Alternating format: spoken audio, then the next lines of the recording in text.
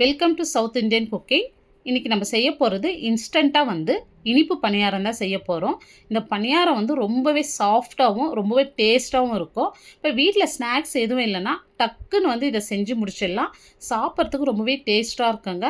இப்போ இதை செய்யறதுக்கு நான் 1 டம்ளர் நார்மல் பச்சரிசி மாவு எடுத்திருக்கேன். இது இடியாப்பு மாவோ கொழுக்கட்டை மாவோ கிடையாது. அதே டம்ளரில் 1 டம்ளருக்கு 3/4 டம்ளர் அளவு நான் வெல்லம் எடுத்து வச்சுருக்கேன்.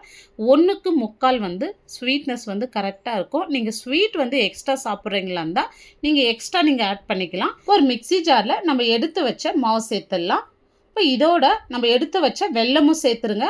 நான் வெல்லம் சுத்தமான வெல்லன்றதுனால அப்படியே சேர்த்துக்கிறேன். இப்போ அதே டம்ளரில் 1/2 டம்ளர் அளவு துருகின தேங்காய் சேர்த்துக்கிறேன்.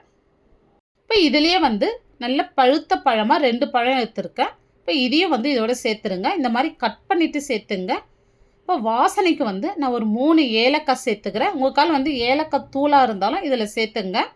இப்போ நான் எந்த டம்ளரில் மாவு எடுத்தனோ அதே டம்ளரில் 1 டம்ளர் தண்ணி எடுத்திருக்கேன்.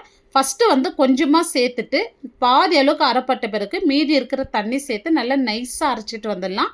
இப்போ பாருங்கள், இந்த அளவுக்கு நல்லா நைஸாக அரைச்சிருக்கேன். நான் மொத்தமாக 1 டம்ளர் தண்ணி சேர்த்துருக்கேன்.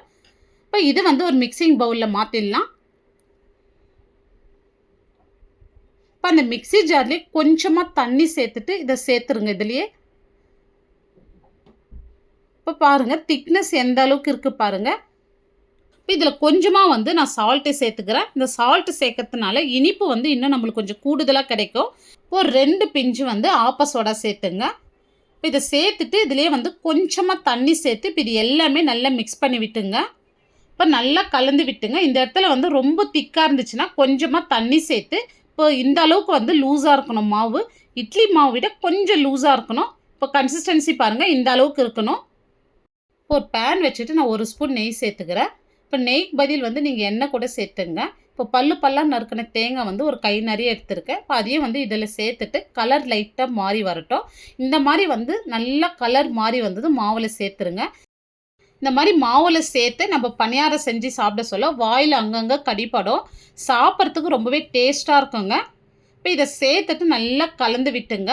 இப்போ கன்சிஸ்டன்சி பாருங்கள் எந்த அளவுக்கு இருக்குதுன்னு சொல்லிட்டு. இப்போ மாவு ரொம்ப திக்காக இல்லாத இந்த அளவுக்கு இருக்குது பாருங்கள். இப்போ நீங்கள் இட்லி மாவோட கொஞ்சம் லூஸாக இருக்கிற மாதிரி பார்த்துங்க, கரெக்டாக இருக்கும். இப்போ மாவு நம்மளுக்கு ரெடி ஆகிருக்கு. இப்போ பணியாரக்கல் நல்லா சூடாயின்னு இருக்குது. இப்போ இதில் நான் நெய் சேர்த்துக்கிறேன். நெய்க்கு பதில் நீங்கள் ஆயில் கூட சேர்த்துங்க. ஆனால் டேஸ்ட்டு மாறாது.